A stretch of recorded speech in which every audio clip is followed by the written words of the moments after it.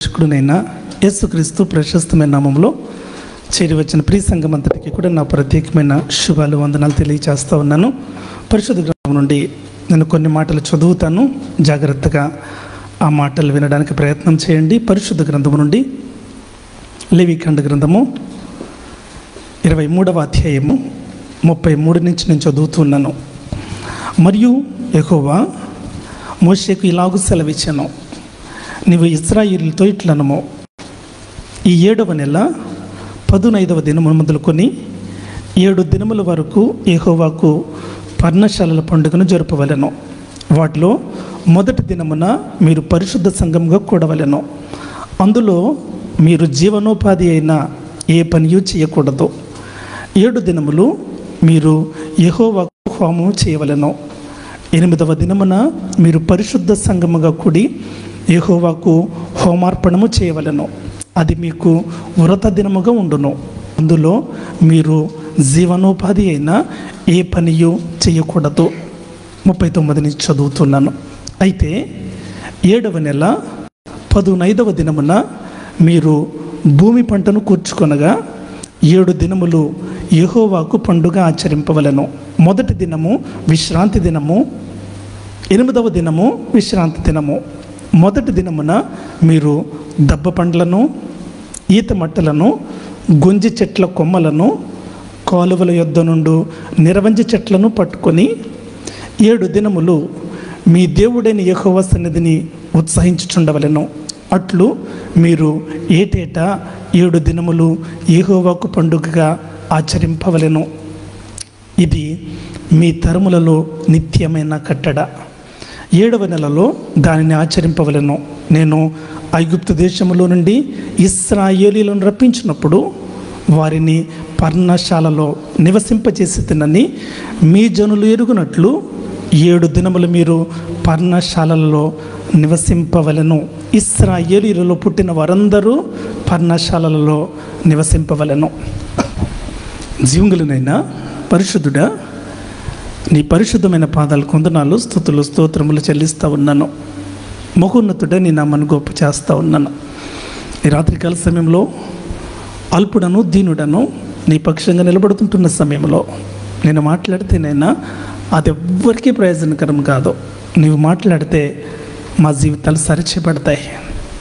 ఈ రాత్రికాల సమయంలో సూటిగాను స్పష్టంగాను నాతోనూ మాతోనూ మీరు మాట్లాడమని చిన్ని ప్రార్థన యేసుక్రీస్తు ప్రశస్తమైన నామంలో స్తుతించి అడిగి వేడుకొనుచున్నాను పరమ తండ్రి, ఆమేన్.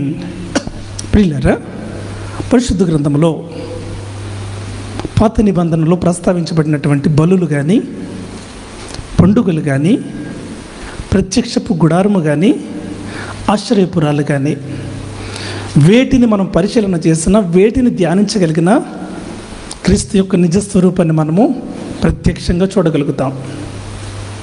నేటి దినాన్న ఇజ్రాయెల్ దేశంలో పని చేసుకునే కృపను ప్రభు మనకిచ్చారు. ఇప్పుడు మనము సుక్కోత్ దినాల్లో ఉంటూ ఉన్నాం. ఇప్పటికే 4 రోజులైంది సుక్కోత్ ఇక్కడ ఆరంభమయ్యి సంవత్సరంలో. సుక్కోత్ మధ్యలో ఉన్నాము కాబట్టి సుక్కోత్ ద్వారా మనం నేర్చుకోవాల్సినటువంటి ఆత్మీయమైన పాఠాలు ఏంటి? దేవుడు ఏమి నేర్పించడానికి అని ఇష్టపడతా ఉన్నాడు? పరిశుద్ధ గ్రంథంలో వ్రాయబడినటువంటి ప్రతి అక్షరమునకు ఒక పరమార్థం ఉంటుంది. దేవుడు దేనిని కూడా వృధాగా ఆయన లేఖనాల్లో వ్రాయించి పెట్టి ఉండలేదు అనే సత్యం మొట్టమొదటిగా మనము అర్థం చేసుకోవాలి. సుక్కోతు అనేది ఇశ్రాయేలీయులకు దేవుడిచ్చినటువంటి 7 పండుగలలో చిట్ట చివరి పండుగ. ఈ పండుగలనే నియామక కాలములు అని చెప్పేసి పరిశుద్ధ గ్రంథం మాట్లాడుతూ ఉంటుంది. అయితే చిట్ట చివరి పండుగలు ఉంటూ ఉన్నాం. మొట్టమొదటి పండుగ పస్కా, పసవర్, ఇన్ హీబ్రూ పెసహ్. 2 పులియని రొట్టెల పండుగ, ఫీస్ట్ ఆఫ్ అన్లీవ్డ్ బ్రెడ్. హీబ్రూలు ఏమంటారమ్మా? హగ్ హమత్స. 3వది ప్రథమ ఫలముల పండుగ, ఫీస్ట్ ఆఫ్ ఫస్ట్ ఫ్రూట్స్. హీబ్రూలు ఏమంటారా? బికూరిం. అస్సలు హీబ్రూ నేమ్స్ తెలుసుకోలేదు ఇవి కూడాను. ప్రథమ ఫలముల పండుగను ఏమంటారా? బికూరిం అంటారు. 4వది వారముల పండుగ. ఇది మాత్రం బాగా చెప్తారు. వారముల పండుగ, ఫీస్ట్ ఆఫ్ వీక్స్, దాన్ని షవ్వోత్. 5వది శృంగధ్వనుల పండుగ లేదా బూరల పండుగ, ఫీస్ట్ ఆఫ్ ట్రంపెట్స్. దాన్ని ఏమంటారు హీబ్రూలరా? రోష్ హషానా, యోమ్ కిప్పురా. అబ్బో, యోమ్ తెర్రా, యోమ్ తెర్రా అంటారు. తర్వాత ప్రాయశ్చిత్తార్థ దినము, day of atonement, Yom Kippur. చిట్ట చివరిది పర్ణశాలల పండుగ,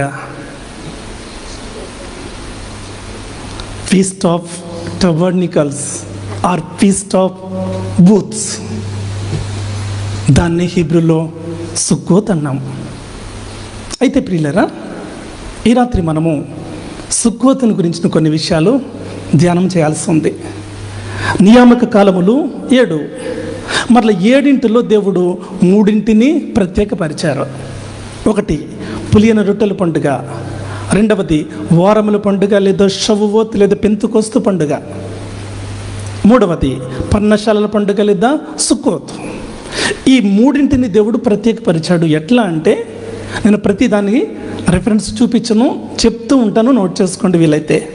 ద్వితీయోపదేశకాండ గ్రంథము 16వ అధ్యాయము 16వ వచనంలో దేవుడు సెలవిచ్చినటువంటి మాట ఏంటి అంటే, ప్రపంచంలో ఉన్నటువంటి యూదులు వారు ఏ దేశంలో ఉన్నప్పటికీ కూడా ఈ 3 పండుగల సమయాల్లో, ఈ యొక్క నియామక కాలాల్లో వారు తప్పకుండా యెరూషలేము దేవుని సన్నిధిలో వారు కనబడాలి, దేవునిని ఆరాధించి తీరాలి.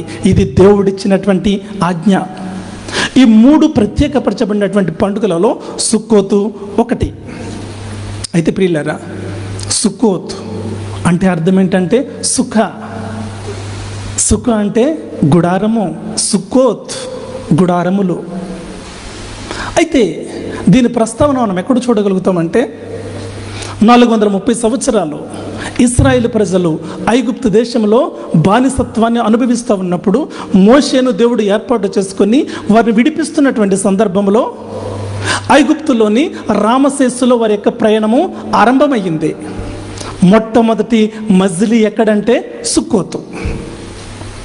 మొట్టమొదటి వారి యొక్క మజిలీ సుక్కోతు.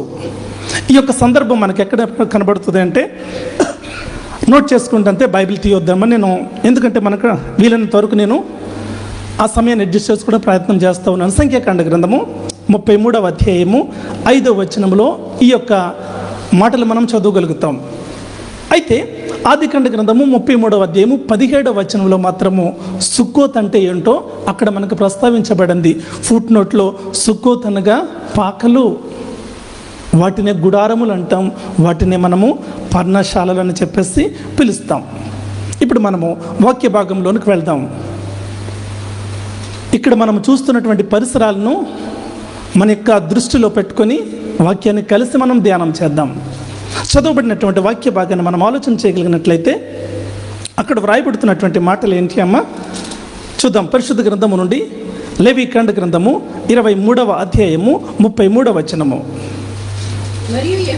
మరియు యెహోవా మోషేకి ఇలాగు సెలవిచ్చెను, నీవు ఇశ్రాయేలుతో ఇట్లనము, ఈ 7వ నెల 15వ దినము మొదలుకొని 7 దినముల వరకు యెహోవాకు పర్ణశాలల పండుగ జరుపవలెను.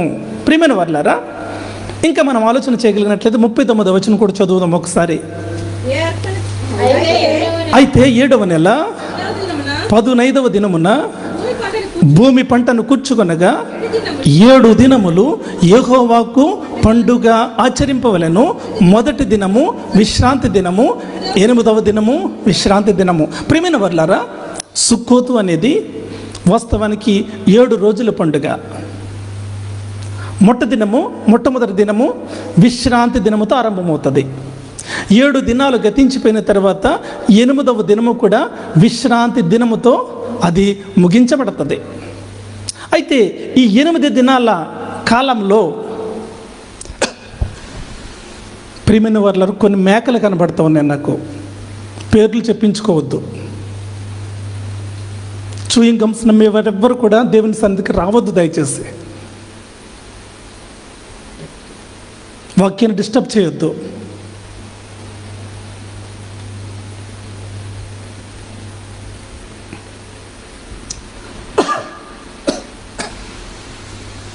నేను చెప్పేది సజీవమైన దేవుని వాక్యం. ఇది హరికథ పురాణం కాదు, బఠానీలు నవ్వులుతూ వినడానికి. ఇది దేవుడు నిలుచున్న స్థలం.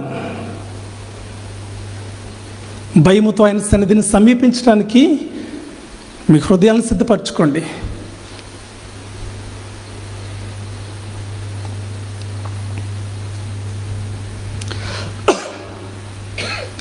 ఏడవ నెల 15వ దినము దేవుడు జ్ఞాపకం చేస్తూ ఉన్నాడు.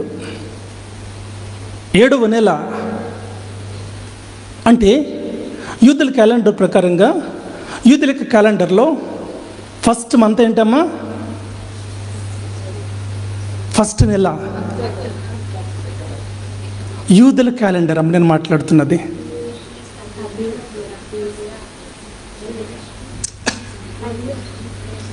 అసలు మీకు ఇంక ఎల్కేజీ పిల్లలని చెప్పాలి నేను అనుకుంటున్నాను. అందరూ హీబ్రూలు ఎక్స్పర్ట్స్ ఏమనుకుంటున్నాను నేను. సరే, నా సమయాన్ని నేను వృధా చేసుకోవడం లేదు. వినండి ఇప్పుడైనా జాగ్రత్తగా. నోట్ చేసుకోవాలంటే నోట్ చేసుకోండి కూడా.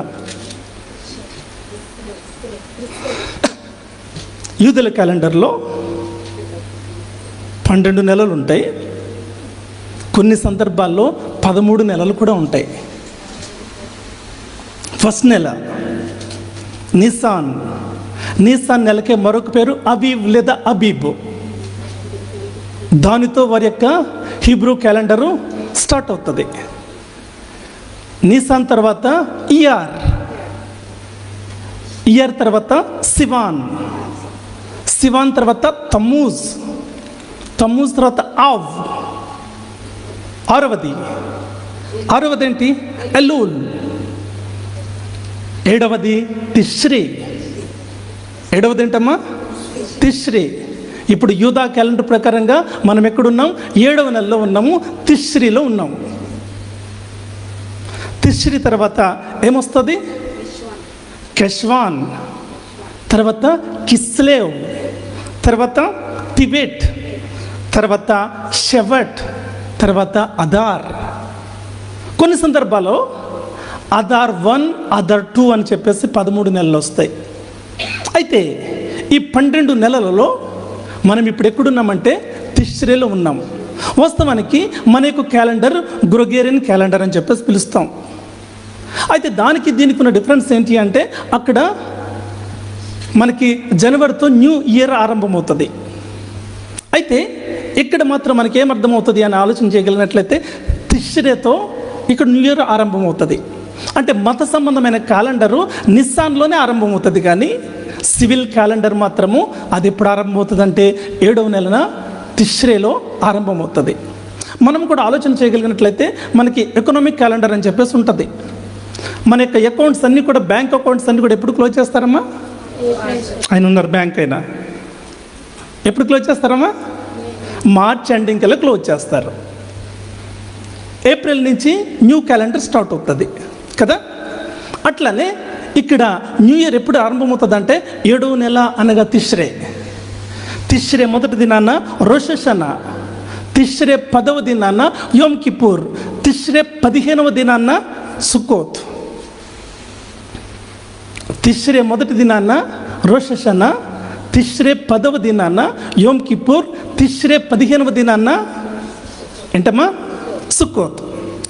అయితే దేవుడు సెలవిస్తున్నటువంటి మాట ఏంటంటే, ఈ 7వ నెల 15వ దినమున ఏం చేయాలి? మీరు సుక్కోతును ఆచరించటం ఆరంభించబడాలి. అందుకనే ఇప్పుడు యూదుల క్యాలెండర్ ప్రకారంగా తిష్రే 18వ తారీఖు ఈరోజు, అనగా ఇప్పటికి 4 దినాలు గతించింది. అయితే దేవుడు సెలవిస్తున్నటువంటి మాట ఏంటి అంటే, మొట్టమొదటి దినాన్న మీరు పరిశుద్ధ సమాజంగా కూడుకోవాలి. ఇదేం చెప్తున్నాడంటే విశ్రాంతి దినంతో ఆరంభం అవ్వాలి, 8వ దినాన్ని విశ్రాంతి దినంతో సమాప్తం కావాలి. విశ్రాంతి దినం అంటే ఇక్కడ అర్థం ఏంటి అంటే షబాత్ అని కాదు, అంటే శనివారం అని కాదు. విశ్రాంతి దినం అంటే ఆ దినాన్న జీవనోపాధి అయినటువంటి ఏ పని కూడా చేయకూడదు, దానిని విశ్రాంతి దినం అని చెప్పేసి ప్రస్తావించారు. ఎందుకంటే మరలా మనకి సోమవారం సాయంకాలం కదా ఆరంభమైంది, ఇది విశ్రాంతి దినం కాదు కదా అని చెప్పేసి మనం అనుకోవచ్చు. అట్లా కాకుండా విశ్రాంతి దినం అంటే శనివారం అని అర్థం కాదు, కానీ ఏ పని కూడా ఆ దినాన్న చేయకూడదు. నెక్స్ట్ తర్వాత ఏం చెప్తున్నాడంటే 7 దినములు యెహోవాకు హోమము చేయాలి. ఎన్ని దినాలమ్మా? 7 దినాలు. 7 దినాలు యెహోవాకి ఏం చేయాలంట? బలి అర్పించాలి అంట. అయితే ప్రియులారా, ఈ బలుల గురించి చాలా వచనాలు మనం చదవాల్సి ఉంటుంది. అయితే అవన్నీ నేను చదివించడానికి ఇష్టపడటం లేదు, కానీ క్లుప్తంగా దానిలో ఏముందో మీకు స్పష్టంగా అర్థమయ్యేటట్లుగా చెప్పడానికి నేను ప్రయత్నం చేస్తాను. పరిశుద్ధ గ్రంథము నుండి సంఖ్యాకాండ గ్రంథము 29వ అధ్యాయము 12 నుండి 40 వచనాలు చదవాల్సి ఉంది. అయితే మొట్టమొదటి 2 వచనాలు మాత్రం చదువుదాం. సంఖ్యాకాండ గ్రంథము 29వ అధ్యాయము 12వ వచనం. మరియు 7వ నెల 15వ దినమున మీరు పరిశుద్ధ సంఘముగా కూడవలెను. అప్పుడు మీరు జీవనోపాధి అయిన పనులేమీ చేయక 7 దినములు యెహోవాకు పండుగ ఆచరింపవలెను. నిత్యమైన దహన బలియు దాని నైవేద్యమును దాని పానార్పణమును కాక యెహోవాకు ఇంపైన సువాసన గల దహన బలిగా 13 కోడెదూడలను 2 పొట్టేళ్లను ఏడాదివైన 14 గొర్రె పిల్లలను అర్పింపవలెను. అవి నిర్దోషమైన ఉండవలెను. నూనెతో కలుపబడిన చాలు సిస్టర్. ఇట్లా చదువుకుంటూ వెళ్తే ప్రియులారా, ఆ యొక్క 29వ అధ్యాయము 12 నుండి 40 వచనాల్లో ఏముందో నేను చెప్తున్నాను, జాగ్రత్తగా వినే ప్రయత్నం చేయండి. దేవుడు సెలవిస్తున్నటువంటి మాట ఏంటంటే, ఆ సుక్కోతులో ఉన్నటువంటి 7 దినాల్లో కూడా యెహోవాకు హోమం జరగాలి, అర్పణ జరగాలి, బలి అర్పించాలి. అయితే సుక్కోతులో ఎద్దులు అర్పించే విధానము అత్యంత స్పష్టంగాను అత్యంత ప్రత్యేకమైన రీతిలో ఉంటుంది. ఎట్లా చెప్తున్నాను జాగ్రత్తగా వినండి. సుక్కోతులో మొదటి దినాన్న 13 ఎద్దులు వధించాలి, 2వ దినాన్న 12 ఎద్దులు, 3వ దినాన్న 11 ఎద్దులు, 4వ దినాన్న 10 ఎద్దులు, 5వ దినాన్న 9 ఎద్దులు, 8వ దినాన్న 8 ఎద్దులు, 7వ దినాన్న 7 ఎద్దులు. ఇప్పుడు వీటన్నిటిని కౌంట్ చేస్తే ఎంత వస్తుందో తెలుసా? 13 + 12 + 11 + 10 + 9 + 8 + 7. మీ దగ్గర కాల్కులేటర్ లేదు కాబట్టి నేనే చెప్తున్నాను, 70. ఎన్నమ్మా? అంటే సుక్కోతులో వాళ్ళు మొదటి 7 దినాల్లో ఎన్ని ఎద్దులను వధిస్తారు అంటే 70. ఆ తర్వాత పొట్టేళ్ళు, రోజుకి 2 పొట్టేళ్ళు, 7 రెళ్ళు 12, 7 రెళ్ళు 14, అంటే 14 పొట్టేళ్ళు. తర్వాత గొర్రె పిల్లలు, ఏడాది వయసు కలిగినట్టు గొర్రె పిల్ల. ఎన్ని గొర్రె పిల్లలు అంటే రోజుకు 14. 7 14 అంటే 7 10 70, 7 4 28, 70 + 28 98. అంతే కదా? అంతేనా? అంతే. గొర్రె పిల్లలు 98. ఇంకా మరొకటి ఉంది, మేక పిల్లలు, రోజుకి 1, 7 రోజులు 7. ఇప్పుడు వీటన్నిటిని మనం కౌంట్ చేస్తే 70 + 14 + 98 + 7, మొత్తం 189 పశువులు ఆ 7 దినాల్లో యెహోవాకు హోమముగా అర్పించాలి. మళ్ళా చెప్పనా, ఎద్దులు ఎన్నమ్మా? 70. పొట్టేళ్ళు 14, గొర్రె పిల్లలు 98, మేకలు 7, మొత్తము 189. అయితే నేను ఒక చిన్న వివరణ ఇస్తా ఉన్నాను. ఎద్దులు ఎన్ని అనుకున్నామమ్మా? 70. అయితే ప్రియులారా, యోమ్ కిపూర్ దినాన్న, ఆ ప్రాయశ్చిత్తార్థ దినాన ఇశ్రాయేలీయుల పాపాల కొరకు వాళ్ళు ప్రాయశ్చిత్తం చేశారు. అయితే ఇక్కడ ఆశ్చర్యకరమైన విషయం ఏంటంటే, సుక్కోతులో ఈ 70 ఎద్దులు దేనికి ప్రాతినిధ్యం వహిస్తాయి అంటే, మీరు ఇంటికి వెళ్ళిన తర్వాత చదవండి. ఆదికాండ గ్రంథము 10వ అధ్యాయంలో 2 వంశాలు ఉన్నాయి ముఖ్యంగా. వారెవరంటే యాపేతు, హాము. షేము కాదు, యాపేతు, హాము. వారి నుంచి వచ్చిన వారే అన్య జనాంగమైనటువంటి మనము. ఆ అధ్యాయంలో ఎన్ని అన్య జనాంగాల పేర్లు వ్రాయబడి ఉన్నాయంటే 70. విన్నమ్మా? 70 అన్య జనాంగాలు. అయితే ఇక్కడ ఆలోచన చేయగలిగినట్లయితే, ఇశ్రాయేలు ప్రజలు సుక్కోతులో వారు వధించేటువంటి ఎద్దులు వేటికి ప్రాతినిధ్యం వహిస్తూ ఉన్నాయంటే అన్య జనాంగాలకు ప్రాతినిధ్యం వహిస్తూ ఉన్నాయి. అంటే వీళ్ళు ఏం చేస్తూ ఉన్నారంటే, అన్య జనాంగాల కొరకు ఇశ్రాయేలు ప్రజలు దేవుని ముందు మధ్యవర్తులుగా ఉన్నారు. ఆ విషయం మనం గుర్తుపెట్టుకోవాలి. అయితే చిట్ట చివరి 7 మేకలు ఉన్నాయి కదా, ఆ 7 మేకలు పాప పరిహారార్థ బలిగా అర్పించమన్నాడు. ఎందుకు అంటే, ఆ సుక్కోతు దినములో, ఆ దినములో వారు ఏదైనా తెలుసో తెలియక ఏదైనా పాపం చేసినట్లయితే ఆ దినము ప్రాయశ్చిత్తం కోసము ఆ యొక్క మేక పిల్లలు వధించటం జరుగుతూ ఉందన్నమాట. ఇప్పుడు 7 దినాలు అయిపోయినాయి. ఇప్పుడు 8వ దినాన్న సుక్కోతుల మొదటి దినాన్ని సుక్కోత్ యోమ్ రిషోన్ అంటారు. సుక్కోత్ యోమ్ రిషోన్ అంటారు. సుక్కోతుల 7వ దినాన్న హోసన్నా రబ్బీ అంటారు. 7వ దినాన్న హోసన్నా రబ్బీ అంటారు. అయితే 8వ దినం ఉంది, అది విశ్రాంతి దినంగా దేవుడు ఆచరించమన్నాడు. దాన్ని ఏమంటారంటే షమినీ అజారత్ అని చెప్పేసి పిలుస్తారు. షమినీ అజారత్. అయితే దానిలో కూడా దేవుడు కొన్ని బలులను అర్పించమన్నాడు. దానిలో అర్పించాల్సినటువంటి బలులు ఏంటంటే, ఒక ఎద్దు, ఒక పొట్టేలు, 7 గొర్రె పిల్లలు, ఒక మేక పిల్ల. ఇక్కడ ఎన్ని ఎద్దులమ్మా? ఒకే ఒక్క ఎద్దు.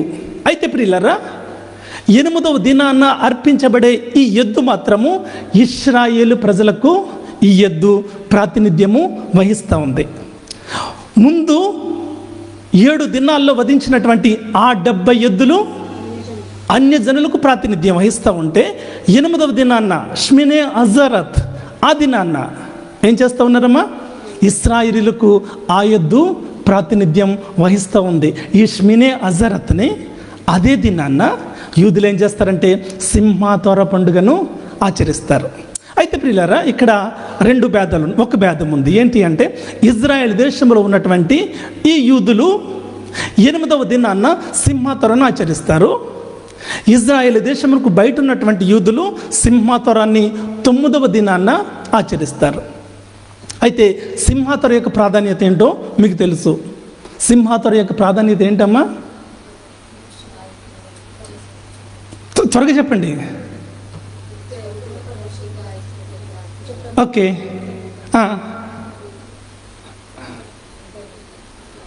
ఎవరేదో అంటున్నారు. బ్రదర్స్ నుంచి వాయిస్ వస్తే నాకు ఎంత హ్యాపీ అనిపిస్తుందో. సరే, సింహాతొర, త్వర అంటే ధర్మశాస్త్రం కదా. ధర్మశాస్త్రంలో ఏముంటాయి? ఆదికాండ గ్రంథము, నిర్గమకాండ గ్రంథము, లేవికాండ గ్రంథము, సంఖ్యాకాండ గ్రంథము, ద్వితీయోపదేశ, వీటిని హీబ్రూలు ఏమంటారు తెలుసా? ఫస్ట్ అందరికి తెలుస్తుంది. ఆదికాండ గ్రంథం ఏమంటారు? బరిషత్ అంటారు. తర్వాత నిర్గమకాండ గ్రంథము షమోత్ అంటారు. తర్వాత వయక్ర అంటారు. ఆ తర్వాత బమిద్వార్ అంటారు. చివరిది 5వ దాన్ని ధ్వరీం. చాలాసార్లు వీళ్ళు మనతో మాట్లాడుతున్నప్పుడు నీతో 2 విషయాలు చెప్పాలన్నప్పుడు వాళ్ళు ఏమని ఉపయోగిస్తారు? స్నేహధ్వర్యం అంటారు కదా. అట్లానే ఇక్కడ ద్వితీయోపదేశకాండ గ్రంథం అంటే రెండవసారి చెప్పబడుతుంది కాబట్టి దాని ధ్వర్యం అని పిలుస్తారు. అయితే వీటన్నిటిని కలిసి ఏమంటారంటే ధర్మశాస్త్రం అంటారు. ధర్మశాస్త్రంలో అక్కడ దాన్ని ఏమంటారు, ఏమంటున్నాము దాన్ని? సింహాత్ తోరా అంటే దేని యందు ఆనందించాలి? ధర్మశాస్త్రమునందు ఆనందించాలి కదా. అయితే ఆ రోజు జరగబోయే విషయం ఏంటి అని ఆలోచన చేయగలిగినట్లయితే, ఆ సినగోగుల్లో ప్రతిదినము కూడా వేద పఠనం జరుగుతుంది. అంటే వార్షిక వేద పఠనం. ఆ వేద పఠనం అనేది, ఆ త్వర అనేది సింహాత్వరతో ఆరంభం కావాలి, సింహాత్వరతో ముగించబడాలి. ఎగ్జాక్ట్గా సంవత్సర కాలంలో వారు ధర్మశాస్త్రం అంతటినీ ముగించాలి. మనమైతే ఏం చేస్తాము అంటే సాధారణంగా ఒకవేళ రోజుకి 2 అధ్యాయాలు చదవాలి అనుకున్నాం అనుకోండి, మనకి సమయం లేదంటే ఏదో చదవాలి కాబట్టి టపటపట చదివేసి పక్కన పెట్టేస్తాం అంతే. దానిలో ఏముందో మనం స్టడీ చేయం. అయితే వీళ్ళు త్వర యొక్క ధ్యానం అట్లా ఉండదు. మీరు ఎప్పుడైనా సెనగోకి వెళ్తే చూడండి, నేను వెళ్ళాను ఆల్రెడీ. నేను చాలాసార్లు ఇంచుమించుగా 8 సంవత్సరాలు కంటిన్యూగా నేను ఎంప్లాయర్ని తీసుకెళ్ళి ప్రతి సెనగోగ్, ప్రతి పండుగ నేను చూసాను డైరెక్ట్గా సెనగోగ్లో. అయితే వాళ్ళు త్వరని చక్కగా రాగయుక్తంగా పాడతారు. నా సమయం అయిపోయింది కదా కంప్లీట్ చేయాలన్న ఉద్దేశం కాదు, చాలా పరిశుద్ధంగా ఆ ధర్మశాస్త్రం ఆనందిస్తూ దేవుడు వారితో ఏం మాట్లాడుతూ ఉన్నాడో అద్భుతమైన రాగయుక్తముగా వాళ్ళు పాడతారు. ఇది అయితే సింహాత్వర దినాన్న ఏం జరగబోతుంది అంటే ద్వితీయోపదేశకాండ గ్రంథంలోని చిట్ట చివరి కొన్ని అధ్యాయాలు చదువుతారు. అది ముగించేసిన తర్వాత మరలా ఆదికాండ గ్రంథంలోని కొన్ని అధ్యాయాలు చదువుతారు. అంటే సింహాత్వరలో ఏమి జరగబోతుంది అంటే ధర్మశాస్త్రాన్ని అదే దినాన ముగిస్తారు, మరలా ధర్మశాస్త్రాన్ని అదే దినాన్న ఆరంభిస్తారు. ఇది సింహాత్వర యొక్క ప్రాముఖ్యమైన విషయం. ధర్మశాస్త్రాన్ని చదవటము అదే దినాన ముగిస్తారు, ధర్మశాస్త్రాన్ని చదవటం కూడా అదే దినాన ఆరంభిస్తూ ఉంటారు. అది సింహాత్వర. అయితే ప్రియులారా, ఇక్కడ దేవుడు 40వ వచనంలో ఒక మాటను తెలియజేస్తున్నాడు. లేవికాండ గ్రంథం 23వ అధ్యాయం 40వ వచనం. మొదటి దినమున మీరు దబ్బ పండ్లను, ఈత మట్లను, గొంజి చెట్ల కొమ్మలను, కాలువల యొద్ద నుండి నిరవంజి చెట్లను పట్టుకొని 7 దినములు మీ దేవుడైన యెహోవా సన్నిధిని ఉత్సాహించుచుండవలెను. ప్రియమైన వాళ్ళారా, ఇక్కడ 4 విషయాలను దేవుడు జ్ఞాపకంలోనికి తీసుకుని వస్తూ ఉన్నాడు.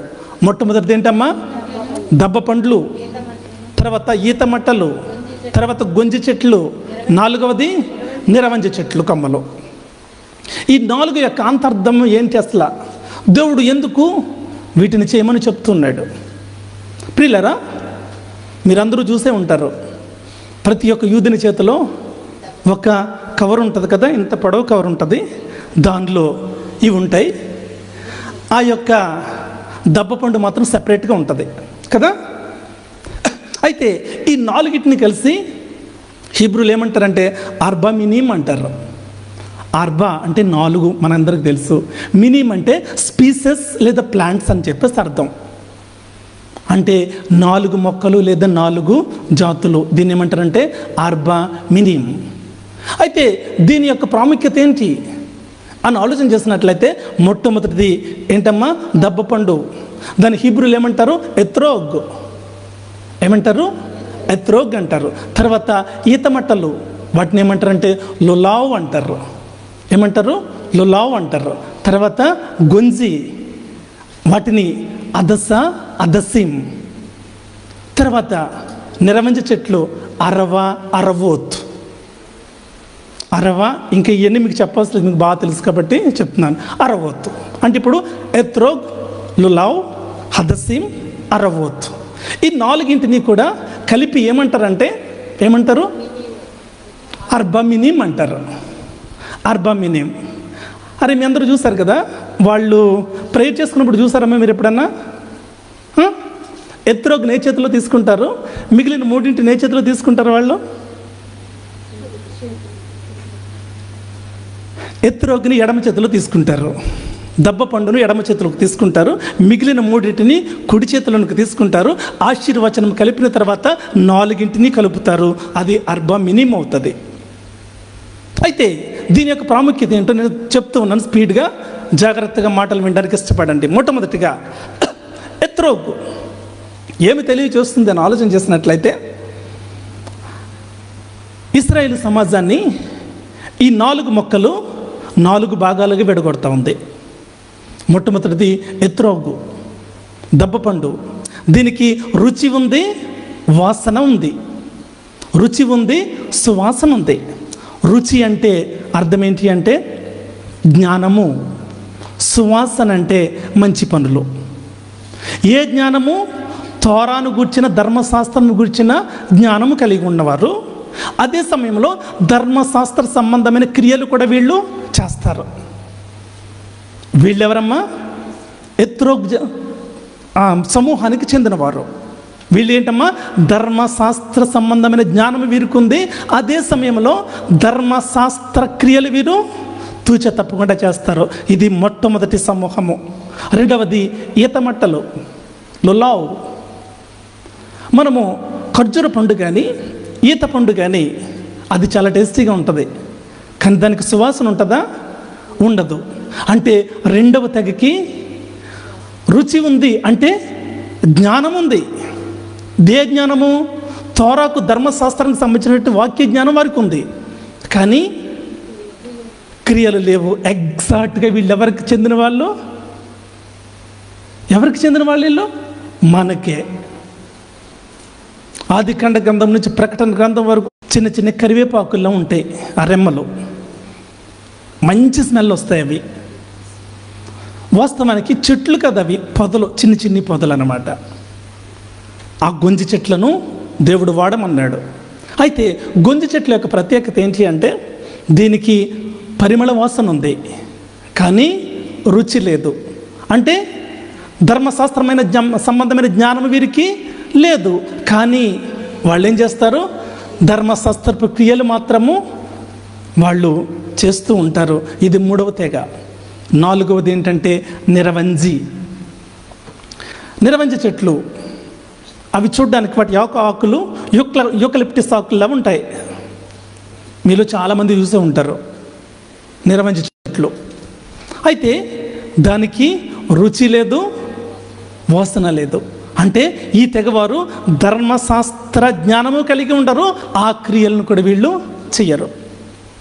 అయితే దేవుడు ఏం చేయమంటున్నాడంటే అర్బా మినిమ్లో ఈ 4 కలపంటున్నాడు.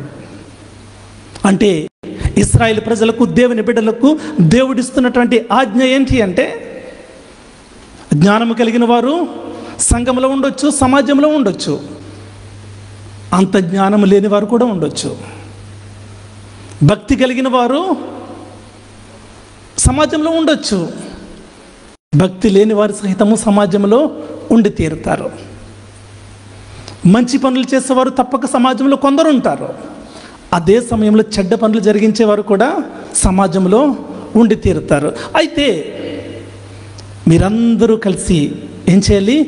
ఒకే త్రాటి మీద మీరు ఉండాలి. సంఘంలో భేదాభిప్రాయాలు ఉండడానికి వీలు లేదు.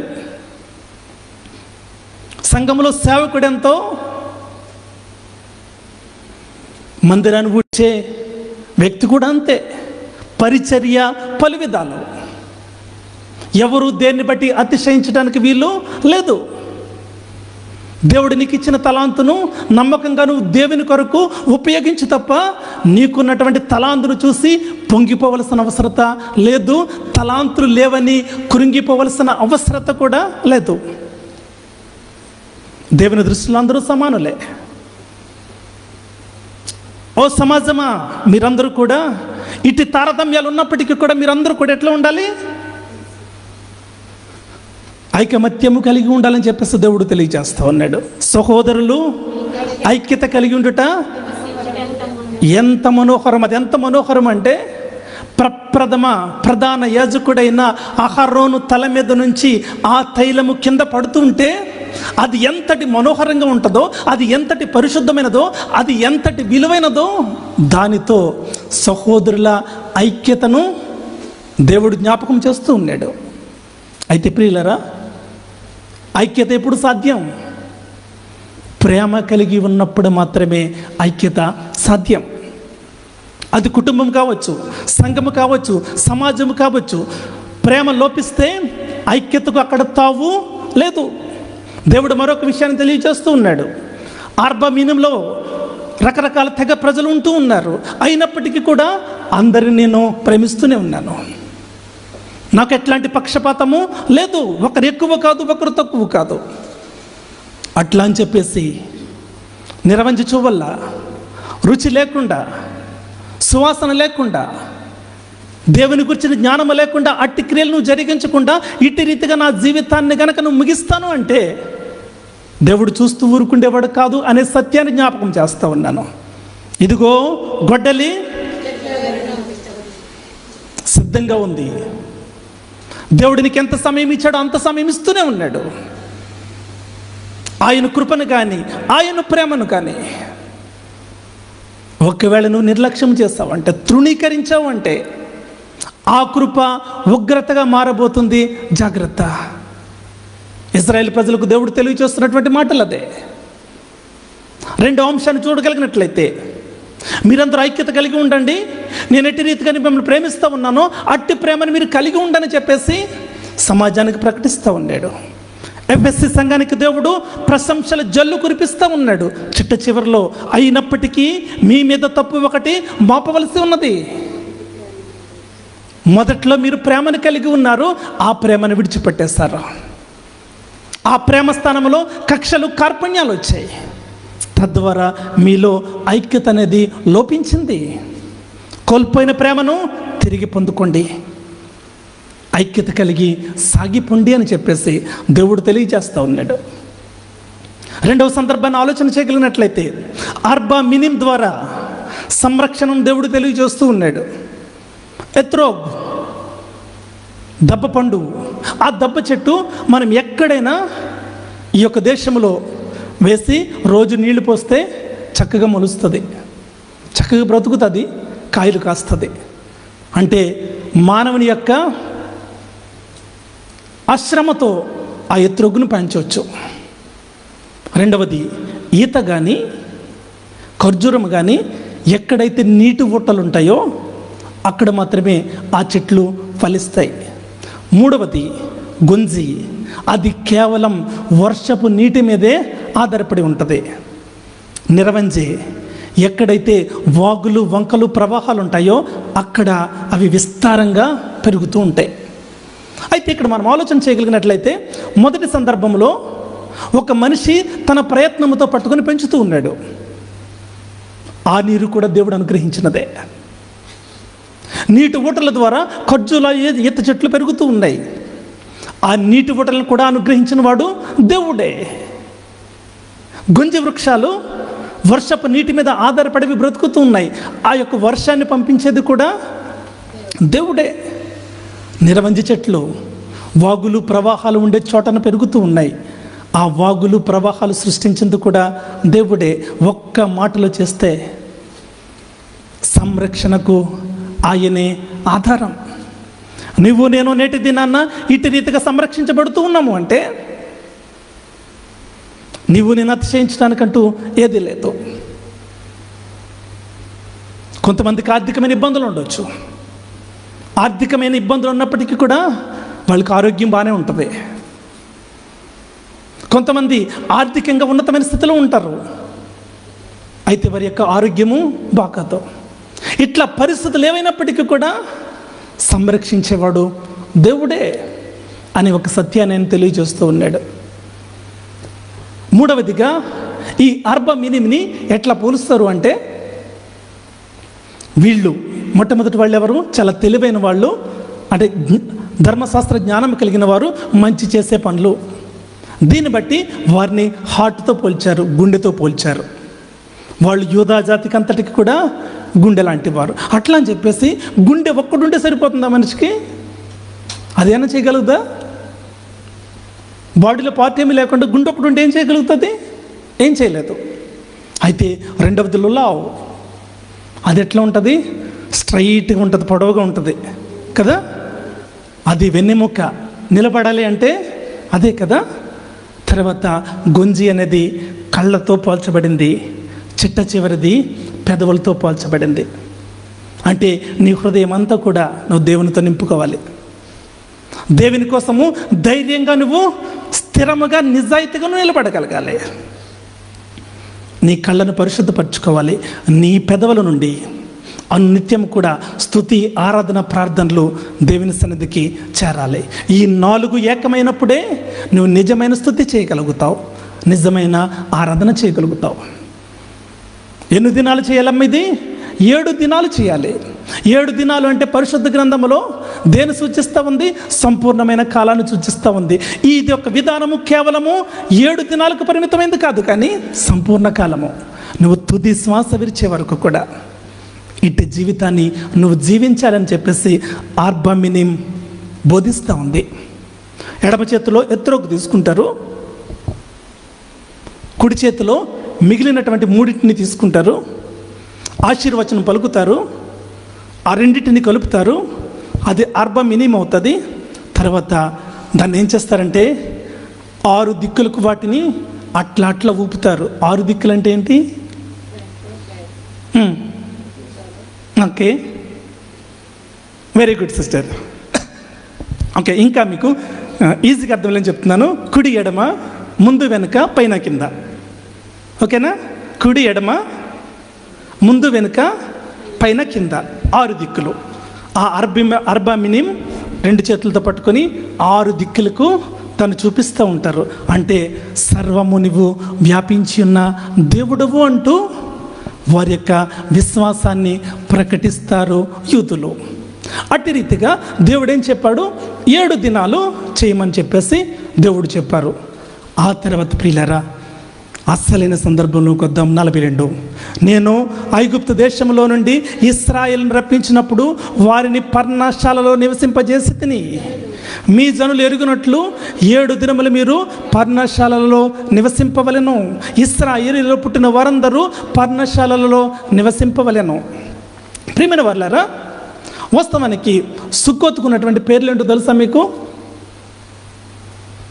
మొట్టమొదటిది సుక్కోత్, రెండవది గుడారముల పండుగ, మూడవది పర్ణశాలల పండుగ, నాలుగవది ఫల సంగ్రహపు పండుగ. నోట్ చేసుకోండి అమ్మ, తీయొద్దు కానీ. నిర్గమాకాండ గ్రంథము 23వ అధ్యాయం 16వ వచనము ఫల సంగ్రహపు పండుగ. నిర్గమాకాండ గ్రంథము 23వ అధ్యాయము 16వ వచనం.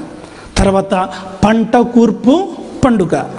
నిర్గమాకాండ గ్రంథము 34వ అధ్యాయము 22వ వచనం. నిర్గమాకాండ గ్రంథము 34వ అధ్యాయం 22వ వచనము పంట కూర్పు పండుగ. మొట్టమొదటిది సుక్కోతు, రెండవది గుడారముల పండుగ, మూడవది పర్ణశాలల పండుగ, నాలుగవది ఫల సంగ్రహపు పండుగ, ఐదవది పంట కూర్పు పండుగ. అయితే ప్రియులారా, దేవుడు అసలు ఎందుకు ఈ పండుగను ఆచరించమన్నాడు అని ఆలోచన చేయగలిగినట్లయితే, ఎట్టి కార్యాలు మీ పితరుల పట్ల దేవుడు చేశాడో అది తర్వాత తరాలకు తప్పక తెలియచేసి తీరాలి. జ్ఞాపకార్థముగా మీరేం చేయాలి? ఈ పండుగను చేయాలి. దీనిలో ప్రాముఖ్యమైనది గుడారము. ప్రియమైన వాళ్ళారా, మనమంతా చూస్తూనే ఉన్నాం. కొత్తగా వచ్చిన బిడ్డల కోసం చెప్తున్నాను ఇది, మళ్ళీ మీరు బోర్ ఫీల్ అవసరం లేదు. ఇక్కడ సుక్కోతును ఎట్టి రీతిగా నిర్మిస్తారు అంటే, సుక్కోతు నిర్మించడానికి అనగా గుడారం నిర్మించడానికి కొన్ని రూల్స్ ఉన్నాయి. వాటిని చెప్తున్నాను, జాగ్రత్తగా వినండి. మొట్టమొదటి గుడారం అనేది ఏ ఇంటిలోనూ కూడా నిర్మించడానికి వీలు లేదు. గుడారం అనేది తప్పకుండా 6 బయటే నిర్మించాలి. అంటే గుడారంలోనికి వెళ్ళి మనకు పైకి చూస్తే తప్పక ఆకాశం కనిపించి తీరాలి. అంతేగాని ఏ చెట్టు కింద కానీ ఏ ఇంట్లోనూ కానీ ఎక్కడ కూడా గుడారాన్ని వేయడానికి వీలు లేదు. అంటే 6 బయట మాత్రమే ఏం చేయాలమ్మా? గుడారాన్ని నిర్మించాలి. అయితే గుడారం యొక్క గోడలు ఉంటాయి కదా, 4 గోడలు, వాటికి కర్రలు ఉపయోగించవచ్చు, ప్లాస్టిక్ ఉపయోగించవచ్చు, ఐరన్ ఉపయోగించవచ్చు, నీకు నచ్చినది ఏదైనా ఉపయోగించవచ్చు. దానిలో వచ్చిన సమస్య ఏది లేదు. అయితే కప్పు విషయంలో మాత్రము ప్రత్యేకమైన నిబంధనలు ఉన్నాయి. కప్పు అనేది తప్పకుండా భూమి నుండి మొలిచినటువంటి మొక్కలను మాత్రమే కప్పుగా ఉపయోగించాలి. జమ్ము కావచ్చు, వెదురు కావచ్చు, మరి ఏ కొమ్మలైనా కావచ్చు, కానీ తప్పకుండా అవి భూమి నుండి మొలిచినవి ఉండాలి. అదే సమయంలో జీవముతో ఉన్న వాటిని కప్పుగా ఉపయోగించకూడదు. జమ్ము కోసామనుకోండి, వెదురులు కోసామనుకోండి, అవి పూర్తిగా ఎండనివ్వాలి. దానిలో ఉన్నటువంటి జీవమంతా కూడా పోవాలి. అప్పుడు దాన్ని కప్పుగా వేయాలి. అయితే ఈ కప్పు ఎట్లాంటిది అంటే, వర్షం పడినప్పటికీ కూడా వర్షంని గుడారంలో పడాలి. గాలి వస్తున్నా గాలిని గుడారంలోనికి రావాలి. అంటే ఆ కప్పు నిన్ను రక్షించేదిగా ఉండడానికి వీలు లేదు. అంటే దీని ద్వారా దేవుడు నేర్పిస్తున్నటువంటి ఆత్మీయమైన పాఠం ఏంటి అంటే, 40 సంవత్సరాలు గుడారాల్లో తిరుగుతూ వచ్చారు తన పితరులు. వారిని రక్షించినవి వారి గుడారాలు మాత్రము కాదు, కానీ దేవుడే. ఆ సత్యాన్ని వారికి నేర్పించడం కోసము ఆ కప్పు ఎట్లా ఉండాలి అంటే, రాత్రికాల సమయంలో పైకి చూస్తే నక్షత్రాలు కనబడే విధంగా ఆ కప్పు ఉండాలి. 7 దినాలు కూడా ఆ పురుషులందరూ కూడా అదే గుడారంలో తినాలి, అదే గుడారంలో వారు నిద్రపోవాలి. అయితే ప్రతిదినము కూడా ఆ గుడారంలోనికి విందుకు ఆహ్వానిస్తూ ఉంటారు. కొంతమంది పేదవారిని లేకపోతే వారి బంధువులు కూడా ఆహ్వానిస్తూ ఉంటారు. అదే సమయంలో పూర్వపు పితరులైనటువంటి వారిని కూడా వారి విందుకు ఆహ్వానిస్తూ ఉంటారు. రోజుకు 7 పురుషులను, ఆధునిక కాలంలో 7 స్త్రీలను కూడా వారి విందులకు వారు ఆహ్వానిస్తూ ఉంటున్నారు. ఆ 7 పితరులు ఎవరు అని ఆలోచన చేస్తున్నట్టయితే, అబ్రహాము, ఇస్సాకు, యాకోబు, మోషే, అహరోను, యోసేపు, మిరియాం. ఎందుకు వస్తున్నారు దీనిలోకి? యోసేపు, దావీదు. మరలా చెప్తున్నాను, అబ్రహాము, ఇస్సాకు, యాకోబు, మోషే, అహరోను, యోసేపు, దావీదు. ఈ 7 స్త్రీల నుండి షారా, రిబ్కా, లేయా, రాహేలు, తర్వాత దెబోరా, మిరియాం, చివరిగా రూతు. అయితే ప్రియమైన వాళ్ళారా, దేవుని ప్రణాళికను మనం ఒకసారి చూడగలిగినట్లయితే, వాస్తవానికి రూతు కంటే ప్రాముఖ్యమైన వ్యక్తి ఎవరి వారికి? ఎస్తేరు కదా. ప్రాణాన్ని కూడా తెగించిందామే. మరణ శాసనాన్ని జీవశాసనంగా మార్చగలిగింది ఎస్తేరు. అయితే ఆ 7 ఎస్తేరు లేదు, కానీ క్రీస్తు వంశావళిలో ఉన్నటువంటి రూతు అక్కడ చేర్చబడింది.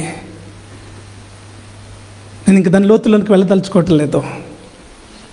అట్లా వాళ్ళందరినీ పిలుస్తారు. అంటే రోజుకి ఒకరి పేరు మాత్రమే పిలుస్తారు. 7 కూడా ఇన్వైట్ చేస్తారు, 14 మందిని ఇన్వైట్ చేస్తారు, కానీ ఒక్కరి పేరును మాత్రం ఉచ్చరిస్తూ ఆహ్వానాన్ని పలుకుతూ ఉంటారు. అట్లా సంతోషముగా ఆ దినాలను వారు ముగిస్తారు. ఇది గుడారము యొక్క పరిస్థితి. అయితే ప్రియులారా, దేవుడు ఒక ఆత్మీయమైన పాఠాన్ని వారికి నేర్పించబోతూ ఉన్నాడు.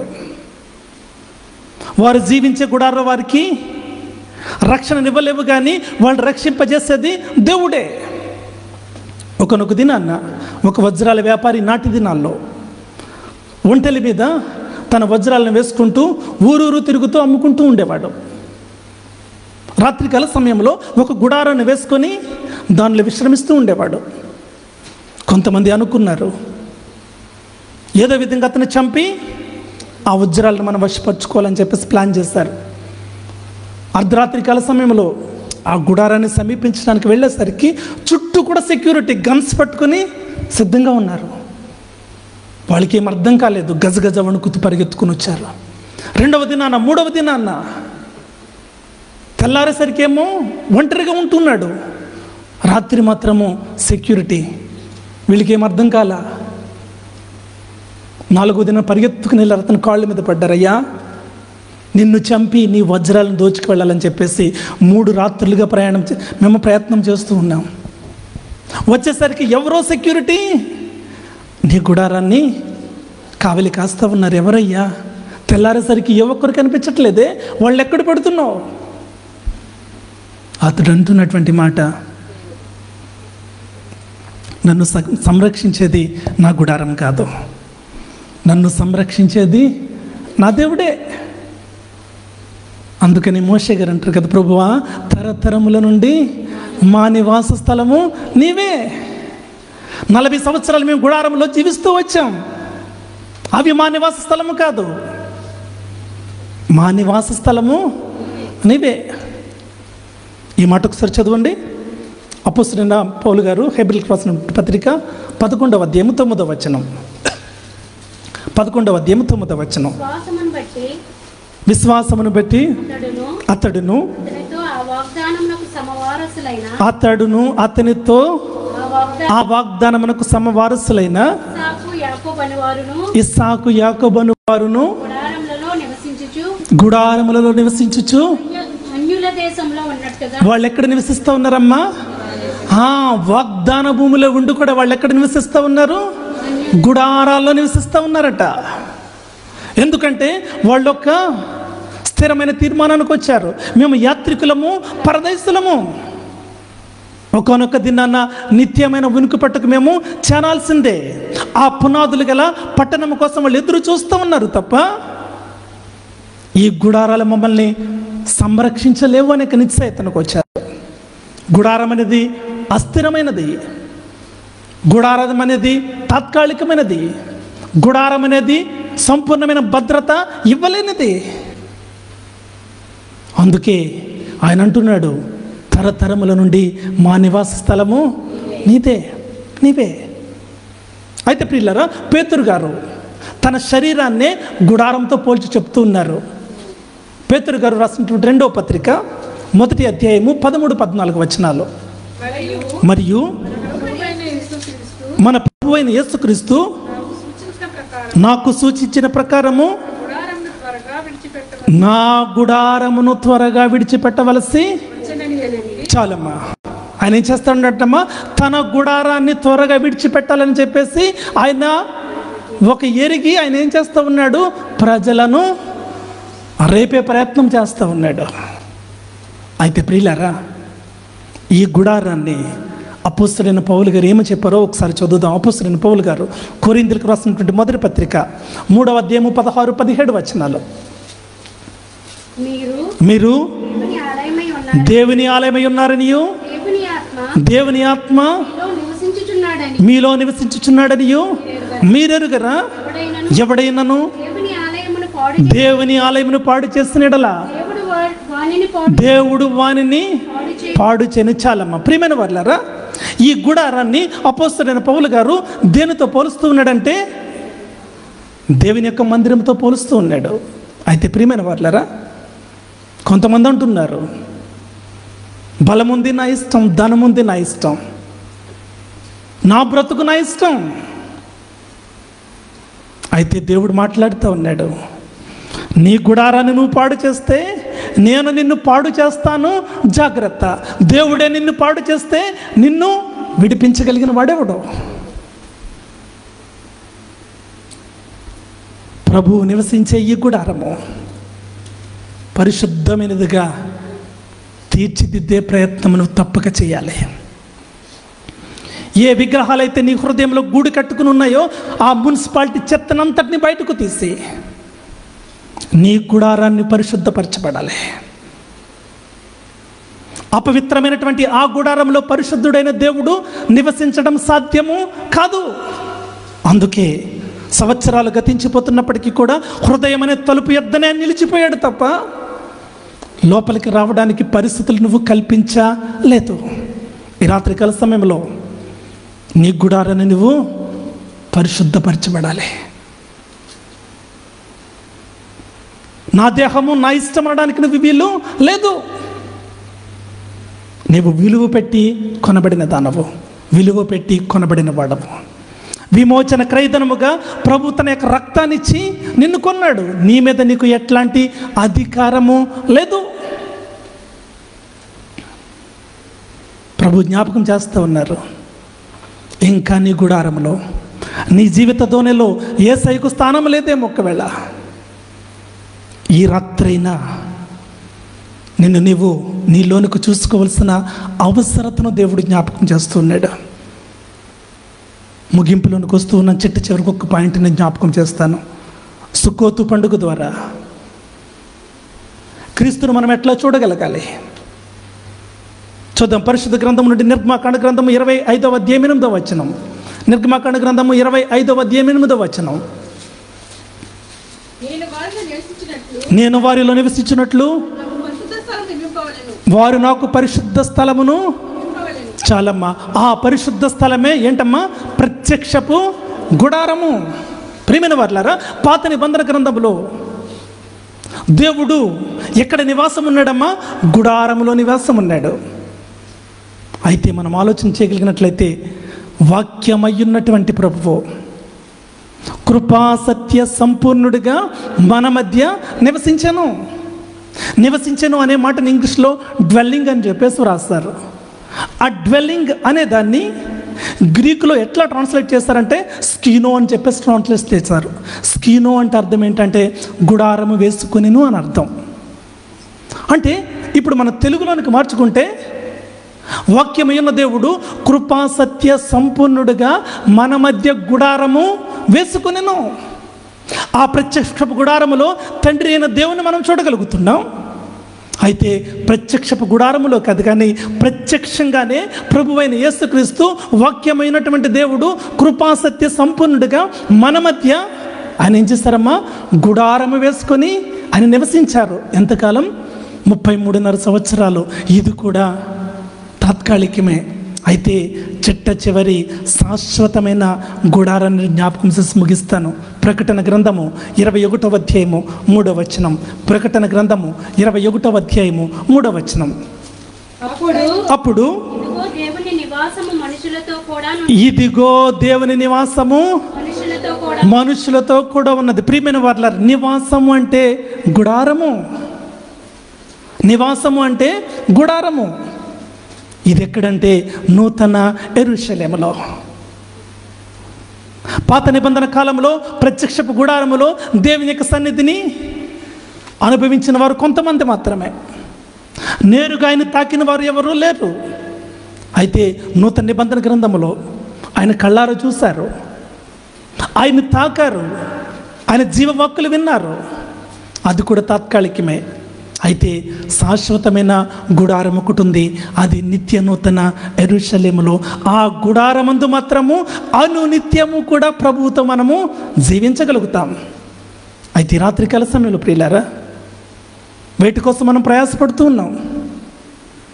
అందరము కూడా డ్యూప్లెక్స్లు కట్టుకుంటూ ఉన్నాం, స్టైర్ బిల్డింగ్స్ కట్టుకుంటూ ఉన్నాం, అప్పులు చేసి తిప్పలు పడుతూ దానితోనే జీవితం అన్నట్లుగా మన జీవితాలు కొనసాగిపోతున్నాయి. గాలి పొడుగు వంటి ఈ జీవితం అది ఎప్పుడు ఆరిపోతుందో, గడ్డి పువ్వు వంటి ఈ జీవితము ఎప్పుడు వాడిపోతుందో, ఎప్పుడు రాలిపోతుందో మనకు తెలియదు. అయితే శాశ్వతమైనటువంటి ఆ గుడారంలో నివసించే ధన్యత నీకు నాకు లేకుండా ఉన్నట్లయితే ఈ జీవితానికి అసలు ఒక సార్థకత లేదు. ఈ రాత్రికాల సమయంలో ఆయన గుడారాన్ని సమీపిద్దాం. ఆపత్కాలమున తన పర్ణశాలలో నన్ను దాచును, ఆయన గుడారము మాటున నన్ను దాచును. ఈ రాత్రికాల సమయంలో ప్రియులారా, క్రీస్తు అనబడే పర్ణశాలకు మనము సాగిపోతాం. ఆయన గుడారాన్న మాటను దాకి ఉందాం. నా దాగుచోటు నీవే అంటూ ప్రభు పాదాల చెంత ప్రణమిల్లగలిగినట్లయితే ఆ నిత్యమైన నూతన యెరూషలేము ఉన్నటువంటి గుడారంలో ప్రభుతో కలిసి ఆనందించే ఆ ధన్యకరమైన జీవితాన్ని మనము జీవించగలుగుదాం. అటు రీతిగా మన హృదయాలను సిద్ధపరచుకుంటూనే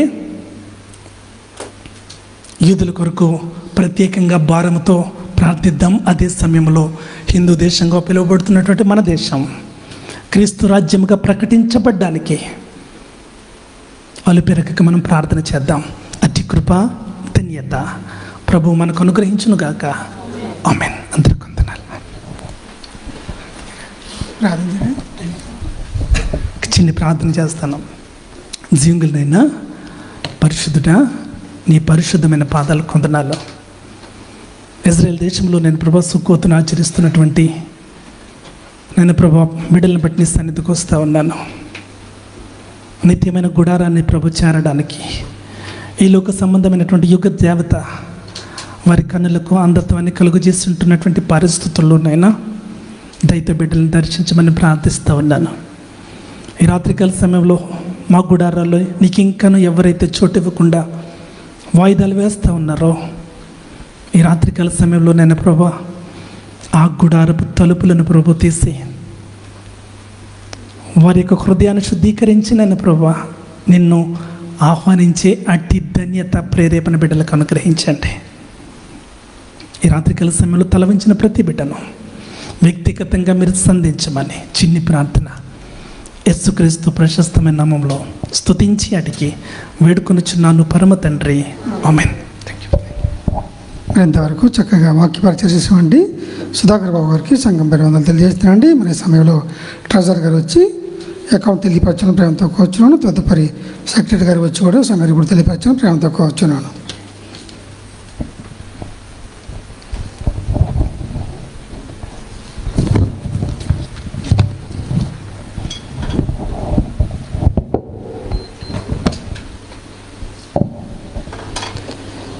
ప్రభు అయిన యేసుక్రీస్తు నామములో శుక్రవారపు ఆరాధనకు వచ్చిన మీ అందరికీ నా హృదయపూర్వక వందనాలు తెలియజేస్తున్నాను.